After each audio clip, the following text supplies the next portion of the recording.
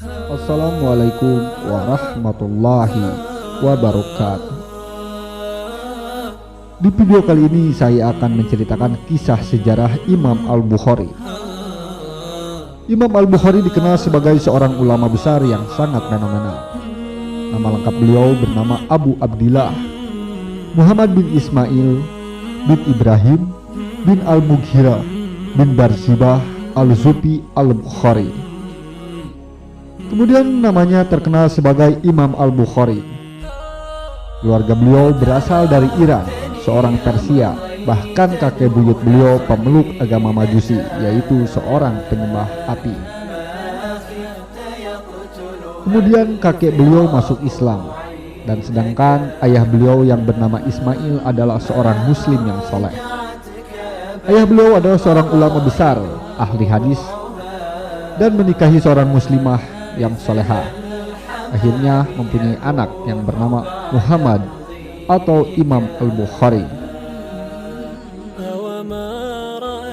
Imam Al-Bukhari lahir pada hari Jumat pada tanggal 13 Syawal tahun 194 Hijriah atau pada tanggal 21 Juli tahun 810 Masehi, yang berarti lahir pada zaman tabi'in, yaitu orang Islam awal yang masih hidupnya setelah para sahabat Nabi dan tidak mengalami masa hidup bersama Nabi Muhammad SAW.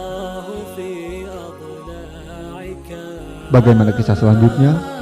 Tonton terus video ini hingga akhir untuk tahu kisah selanjutnya.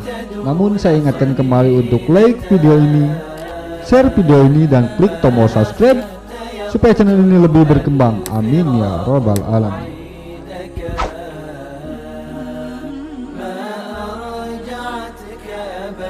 Beliau lahir di kota Bukhran, Uzbekistan, Asia Tengah. Pada masa kecil, Imam Al-Bukhari penuh dengan keprihatinan. Di samping menjadi anak yatim karena ayahnya meninggal dunia pada saat usia beliau 2 tahun. Kemudian saat usianya 4 tahun, beliau terkena penyakit yaitu buta permanen. Ibunya yang soleh senantiasa berusaha dan berdoa untuk kesembuhan dan akan mendidik beliau menjadi orang yang soleh dan bermanfaat. Ibunya tetap akan berpedoman yakin bahwa Allah Subhanahu wa Ta'ala pasti akan memberikan yang terbaik. Dikisahkan dan dicatat oleh sejarah bahwa ketika ayah Imam Al-Bukhari wafat, ia sempat berpesan kepada kakeknya Al-Bukhari, dan ayahnya berkata, "Demi Allah, dalam harta yang kumiliki tidak terdapat sedikit pun yang haram, bahkan yang subhat." Dengan demikian jelas bahwa Imam Al-Bukhari hidup dan terlahir dalam lingkungan keluarga yang berilmu, taat beragama, serta menghindari yang haram bahkan yang subhat. Maka tidak heran jika Imam Al-Bukhari lahir dan mewarisi sifat-sifat mulia dari ayahnya itu. Itu semua adalah salah satu rahasia jika ingin memiliki anak yang saleh, dan caranya menjauhi makanan yang haram dan doa seorang ibu yang soleh, rajin ibadah, karena boleh jadi kebaikannya diturunkan kepada anaknya.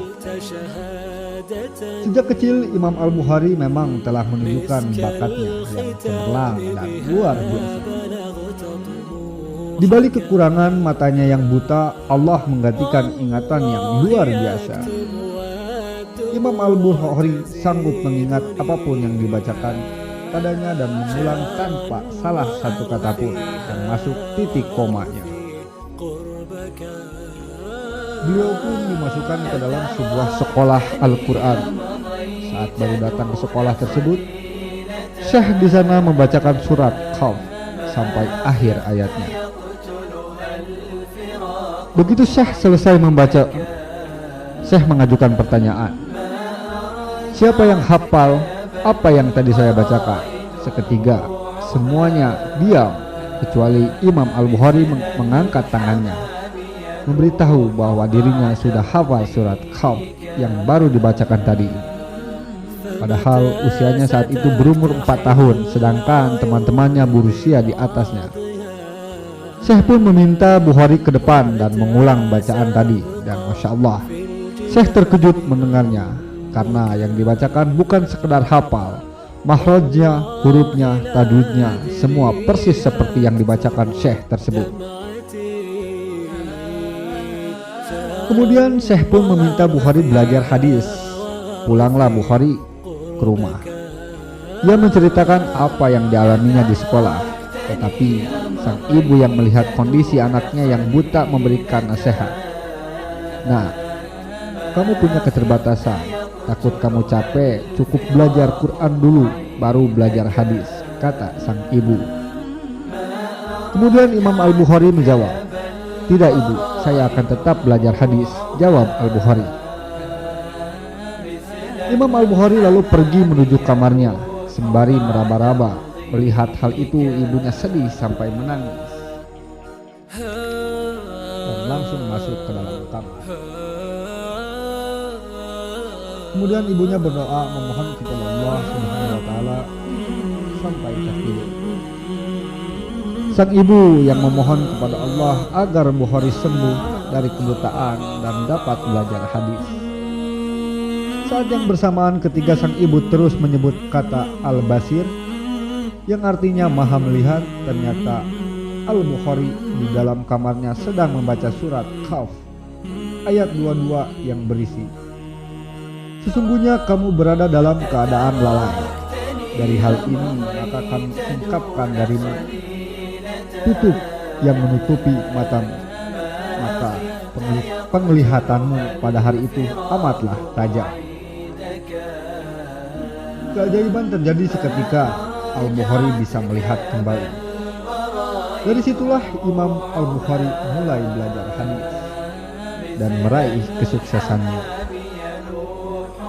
Pada usia Imam Al-Bukhari 17 tahun bersama ibu dan kakaknya, mereka pergi naik haji ke Mekah. Sampai di Mekah, Imam Bukhari melihat untuk tetap tinggal, sedangkan ibu dan kakaknya pulang kembali ke Bukhara. Di Mekah dan Madinah beliau banyak menemui para ulama besar, bertukar pikiran dan berdiskusi dengan mereka, serta mempelajari hadis lebih banyak lagi. Beliau juga mengunjungi ke berbagai negeri Islam, sampai ke seluruh Asia Barat, di mana negeri-negeri tersebut adalah pusatnya para ulama besar. Negeri-negeri yang beliau kunjungi adalah Balkh, Naisabur, Rai, Baghdad, Basrah, Kufah, Mesir, dan Syam. Di usia 17 tahun itu pula beliau sudah menghafal 70.000 hadis dan mampu menghafal kitab karya Imam bin Al-Mubarak dan karya Imam Waqi. Beliau juga dikenal sebagai murid yang tidak pernah sekalipun terlihat mencatat ilmunya saat duduk dalam majelis para ulama. Imam Al-Bukhari hanya perlu mendengarkannya secara khusyuk. Kemudian diceritakan pula selama 16 tahun beliau mempelajari 600.000 hadis dari 1.080 ulama dan dibukukan 7.275 hadis di dalam kitab Sahih Bukhari. Itu berarti sekitar 1% dari semua hadis yang beliau pelajari adalah hadis yang paling sahih setelah Al-Quran di muka bumi ini. Dan beliau pun mengatakan, tidaklah saya menulis satu hadis kecuali sebelumnya saya mandi, berwudu, salat 2 rakaat, kemudian menulis satu hadis, sehingga ilmu itu berkah sampai hari ini dan menjadi jariah bagi beliau. Karena siapapun yang belajar hadis Imam Al-Bukhari dan mengamalkannya, maka akan menjadi pahala bagi Imam Al-Bukhari. Semoga video ini bermanfaat untuk pendengarnya. Assalamualaikum warahmatullahi wabarakatuh.